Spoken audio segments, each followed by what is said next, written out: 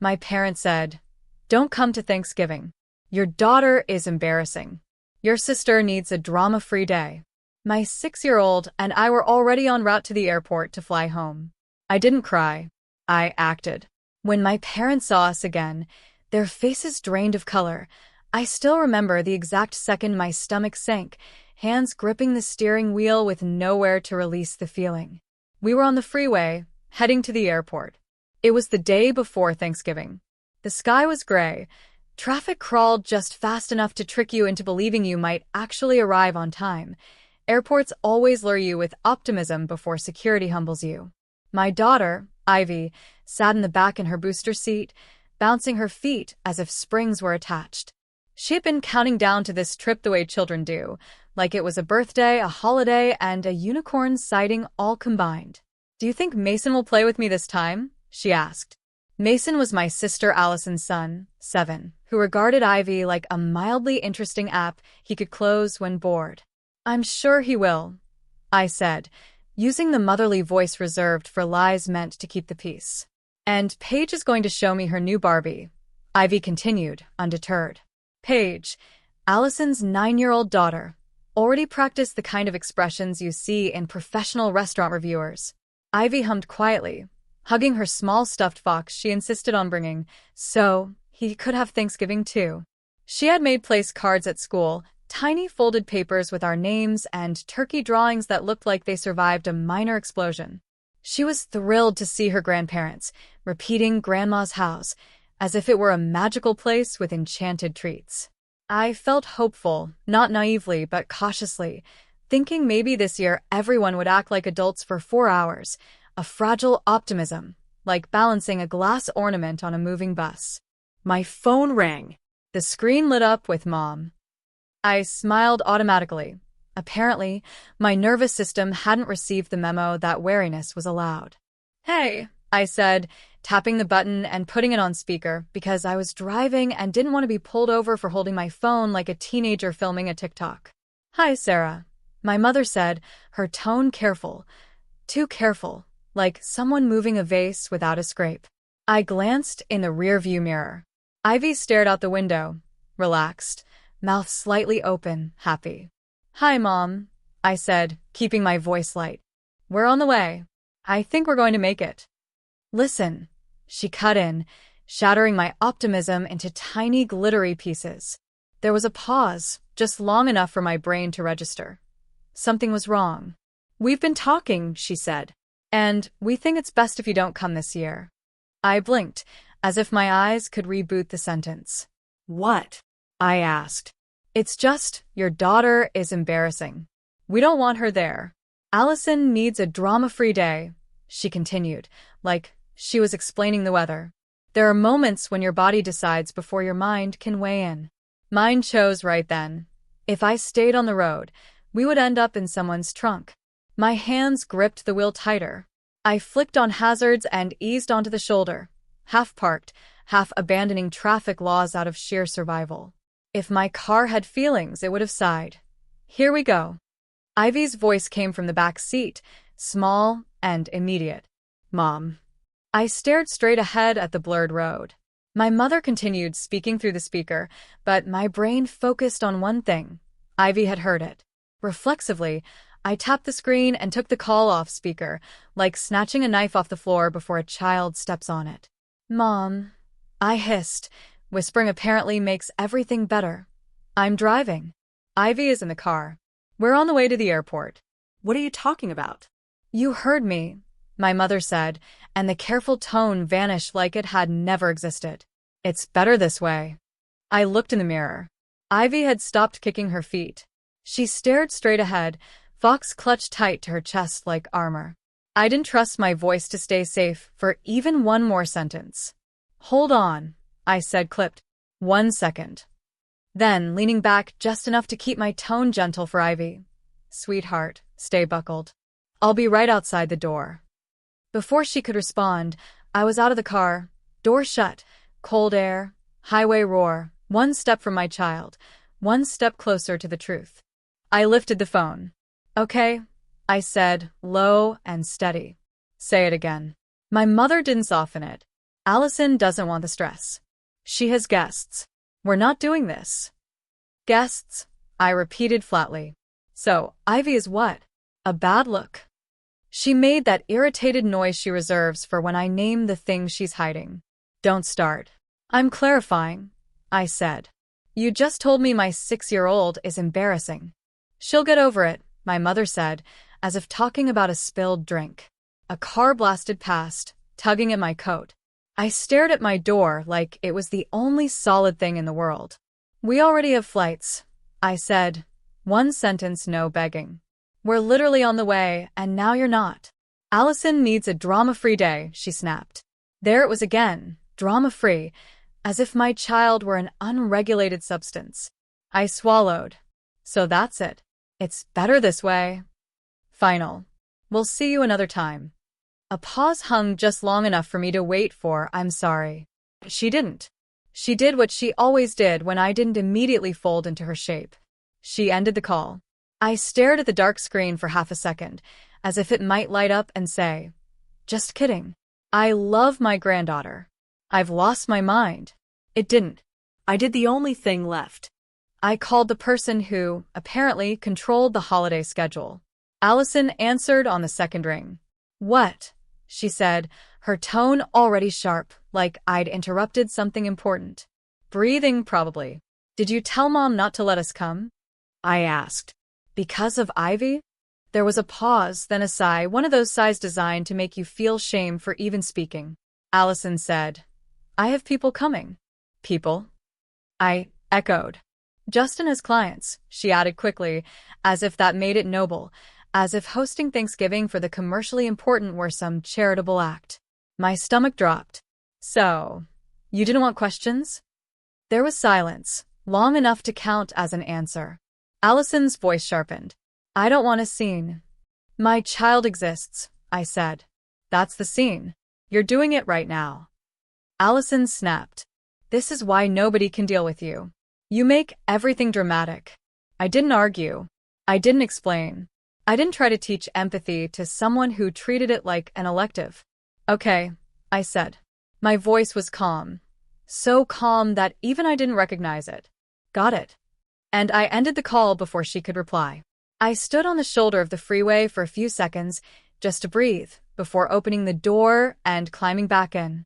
Ivy's eyes immediately searched my face, looking for clues the way children do, before they have the words.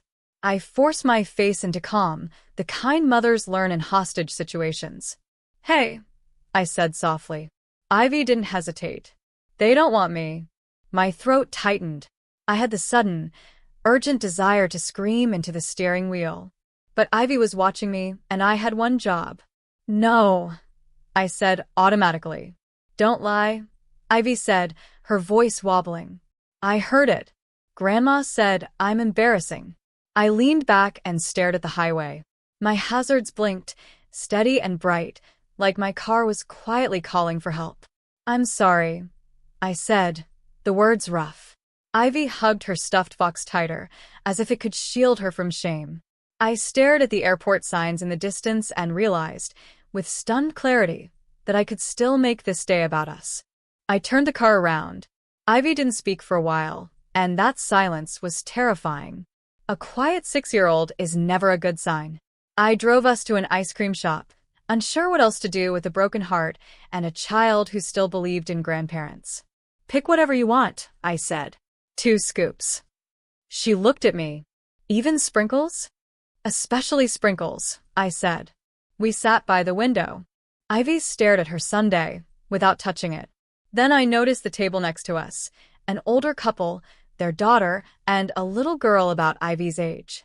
They were just together, easy, as if no one had to earn their place. My throat tightened. I looked away, hoping it would help. It didn't. The older woman leaned over gently. Hey, are you okay? I opened my mouth to say fine. Nothing came out. Ivy sniffed beside me, trying to be small enough not to cause trouble.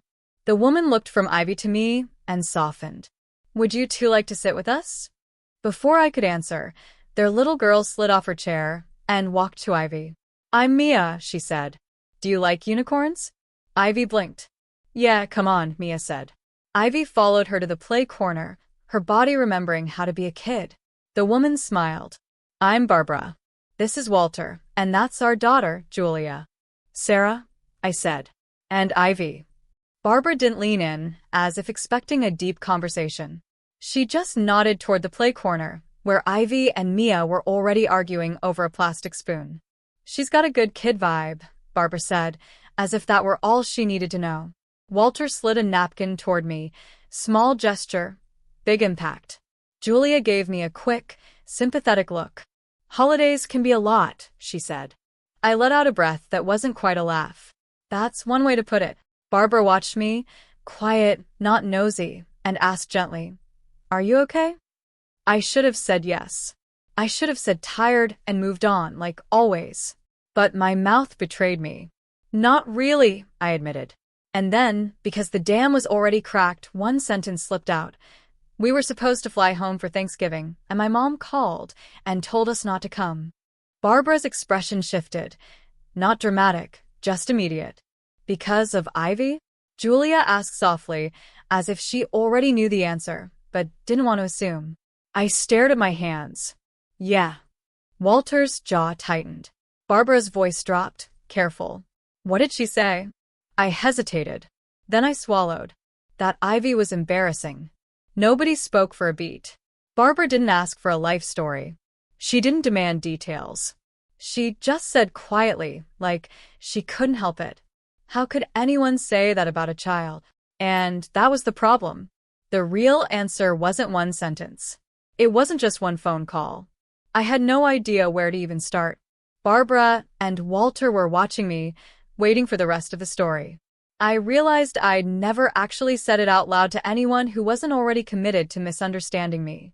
So I did what I always do when I'm about to say something painful. I made a joke. I said my family is big on tradition, turkey, stuffing, and the silent assumption that I don't exist unless my sister wants an audience. Julia let out a short laugh, surprised even by herself, as if she suddenly recognized the coping mechanism.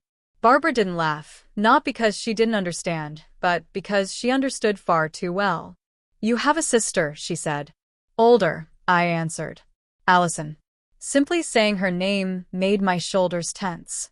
Allison was the perfect daughter, the one who never caused problems, largely because she never had to ask for anything. Everything was handed to her, like a crown. Growing up, Allison's successes were displayed, framed neatly. Mine were noticed only if no one was busy.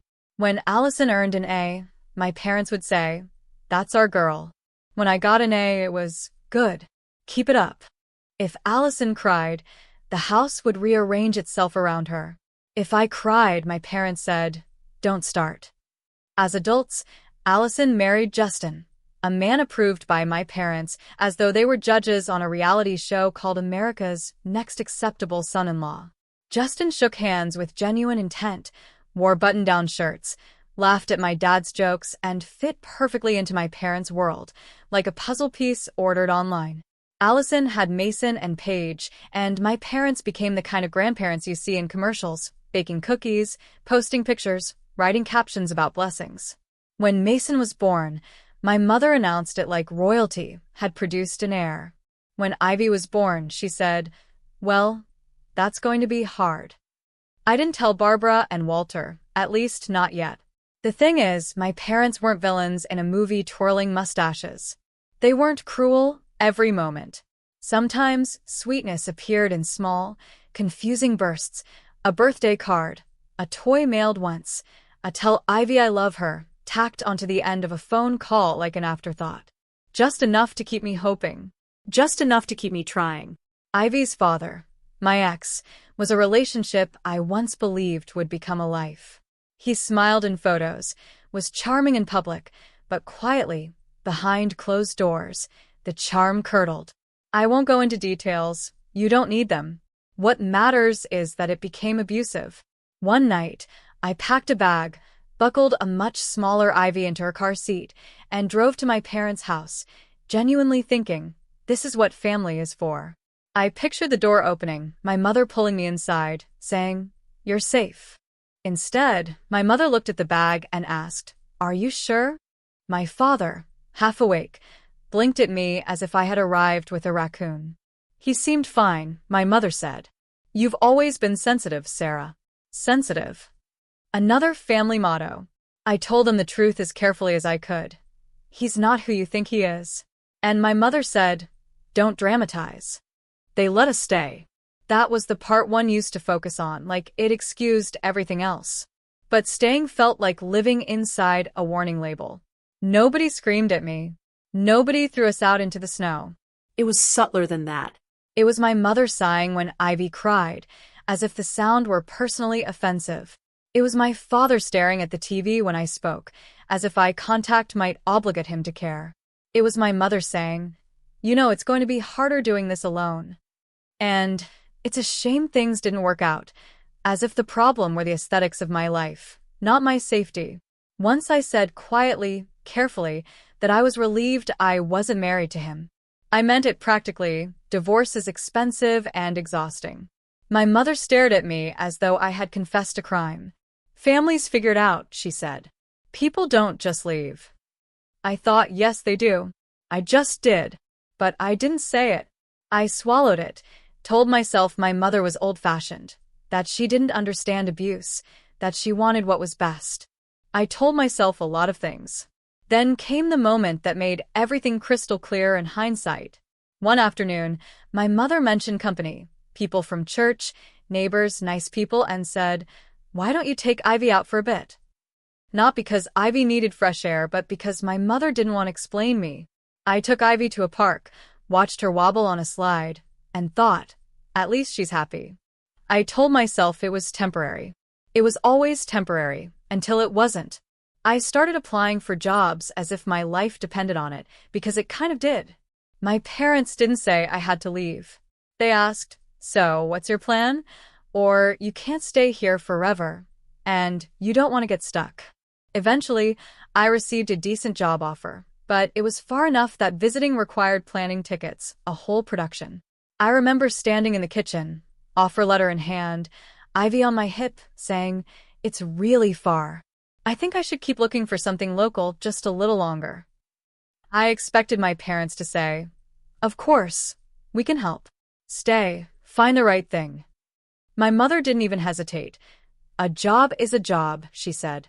You don't turn that down. You can't be picky, my father added, without looking up. You don't want to be stuck here forever, my mother said. And the words landed like a door closing. So I took the job. I moved. I built a life far away. I told myself it was independence, and it was. But it was also exile with better branding. Despite everything, Ivy kept asking about her grandparents, mostly because other kids talked about theirs and she wanted to belong. So, when my mother called her embarrassing, it didn't just hurt me. It hit Ivy. And that was the final straw. I could swallow shame aimed at me, but I wasn't going to teach my daughter to swallow it, too.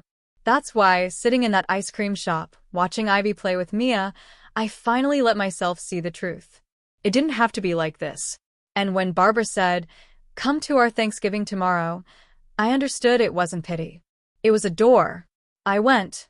Not because I wasn't terrified. Because Ivy deserved a holiday where she wasn't treated like a problem to manage. Barbara's house smelled like actual Thanksgiving. Roasting turkey, butter, cinnamon, something baking that made the whole place feel warm before anyone even spoke to you. Walter opened the door with a grin like we were expected, not accommodated. Sarah, he said, like my name belonged in his house. You made it. Ivy hovered behind me at first, clutching her stuffed fox like a shield. Then Mia appeared and said, you're here, like it was the best news of her life. Ivy's shoulders dropped 1 inch, then another. Barbara handed me a glass of something warm and said, kitchen's that way. Shoes wherever. Your family today. Family today. That phrase could have been corny. Coming from Barbara, it felt like truth. Ivy and Mia disappeared into a room full of toys, and I stood there in the entryway with my coat still on, blinking like someone who'd walked into the wrong movie. Then my phone buzzed. I checked it quickly out of habit, like maybe the universe would send me an apology text and I could go back to believing in magic. It was Facebook. And there it was, A photo of my parents at the table with Allison and Justin, Mason and Paige, all smiling, posed, perfect. The kind of picture that screams, we are grateful. We are blessed. We are also very good at angles. The caption was something about family and nothing like time with the grandkids. Hearts, comments, people saying, so beautiful and love this. There was no mention of me, no mention of Ivy, not even a polite lie like missing someone, just clean eraser. I stared at it for a long second, and something in me went very still. Not sad, not shocked, just stunned. I slid my phone back into my pocket and walked into Barbara's kitchen, where Julia was stirring something on the stove and Walter was carving something like he took it personally. Barbara glanced at my face and didn't ask. She just nudged a plate toward me and said, sit. Eat while it's hot. And here's the thing. I didn't cry. Not because I wasn't hurt, because I finally understood that my tears were wasted on people who used them as proof I was dramatic. So I took action. It wasn't dramatic action. It wasn't revenge. It was a quiet, internal decision so firm it felt like steel. Ivy would never audition for Love again. Later, while we were eating, Ivy leaned toward me and asked very softly, Mom, do you think Grandma will ever want me? My fork paused in midair. Across the table, Barbara didn't look at me. She didn't need to. I could feel her listening. I forced my voice into calm. You are not the problem, I said. Not ever. Ivy nodded like she wanted to believe me but wasn't sure she was allowed to. Julia reached over and slid Ivy an extra roll.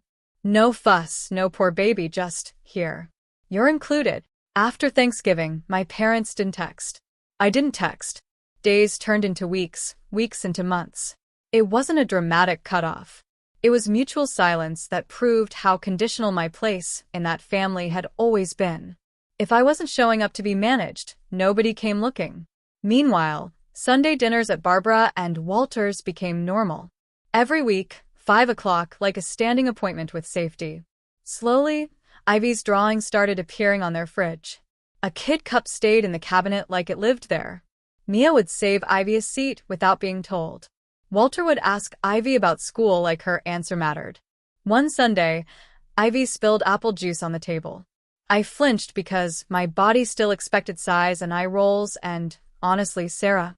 Barbara just grabbed a towel and said, It's a table. It's been through worse. Walter nodded solemnly. I once spilled gravy on a Thanksgiving centerpiece in 1998. The family survived. Ivy giggled. A real giggle. Dry humor is how I survived my childhood. Warm humor is how Ivy was healing.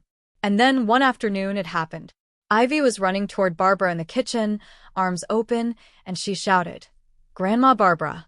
I stopped breathing because I expected correction. I expected discomfort. I expected someone to say, Oh no, sweetheart. I'm not your. Barbara turned, opened her arms, and said, There's my girl. Just like that, Walter looked up from the newspaper and said, Hey, kiddo. And Ivy beamed. I went to the bathroom and stared at myself in the mirror for a full minute because my eyes were wet and I was furious at how unfair it was that love could be that easy if people simply chose it.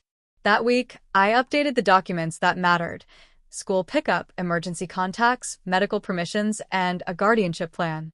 Quiet, legal, permanent. If anything happened to me, Ivy would go to Barbara and Walter. Not my parents, not Allison, not Justin. It was the most adult sentence I'd ever written. And my hand didn't shake once. Julia and I got closer, too. Not in a sit and discuss our feelings for 3 hours way, in a real-life way. We swapped childcare once, then again. We vented while the kids played. It started to feel like sisterhood, without either of us naming it. Then Julia invited me to a single-parent play meetup she ran once a week at a community center. It's low stakes, she promised. Kids play. Adults pretend they remember how to socialize. That sounded like my kind of nightmare. So I went, and that's when I met Lucas.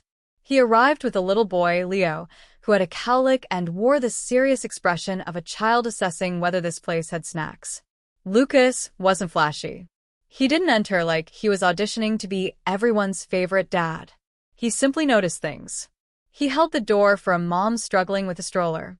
He picked up a dropped sippy cup as if it were no burden. He nodded at Ivy as though she were a person, not just an accessory to me. It didn't happen all at once. Lucas became a steady presence in our routine, then our lives. Ivy and Leo connected effortlessly. Sundays at Barbara and Walter's became ordinary. A year passed, quiet, solid, and somehow, without any fanfare, we found ourselves planning a wedding. 1 year after that Thanksgiving that had started everything, my life looked nothing like it used to. I was engaged to Lucas. Ivy had Leo and Mia as built-in best friends. Barbara and Walter weren't just people we had met once. They were family. My biological family had been silent for a year. So when Mom's name lit up my phone, I stared at it like it might bite. Lucas looked up. "You okay?" he asked. "Define okay," I said and answered.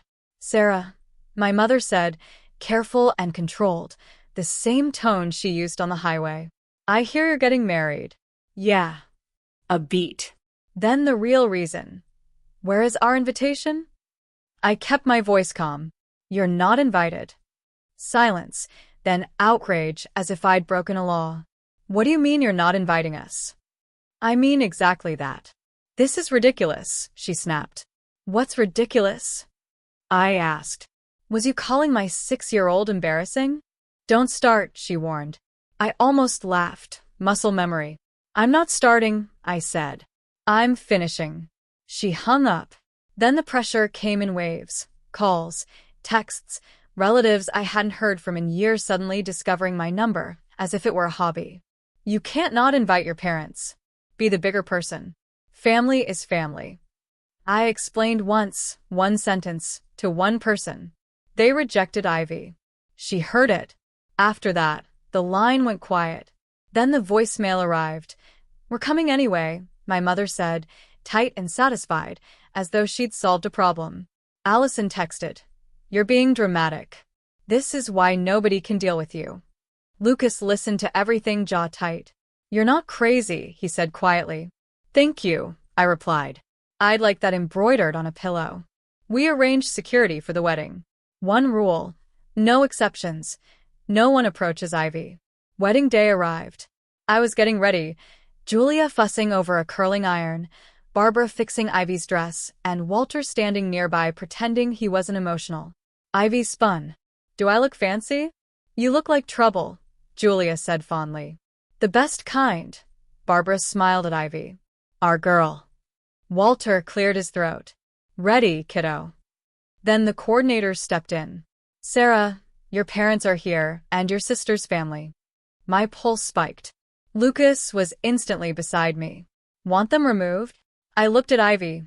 Bright dress, little bracelet, 6-year-old heart still healing. I wasn't risking a shouting match within earshot of her. "No," I said. "Let them in. Back row, away from Ivy. If they move toward her, stop them." The coordinator nodded and disappeared. Walter offered his arm. His hand was steady. That was the whole point. I stepped into the aisle. They were in the back. My mother stiff, my father shrinking, Allison scanning the room as if it were a performance review. Justin leaned back as if he belonged. Mason and Paige already bored. My biological father didn't stand. Walter did. Walter walked me down the aisle like he was honored to be there, like I mattered. Lucas waited at the altar, eyes locked on me. The kind of gaze that said, "I choose you. I choose your child." And we got married.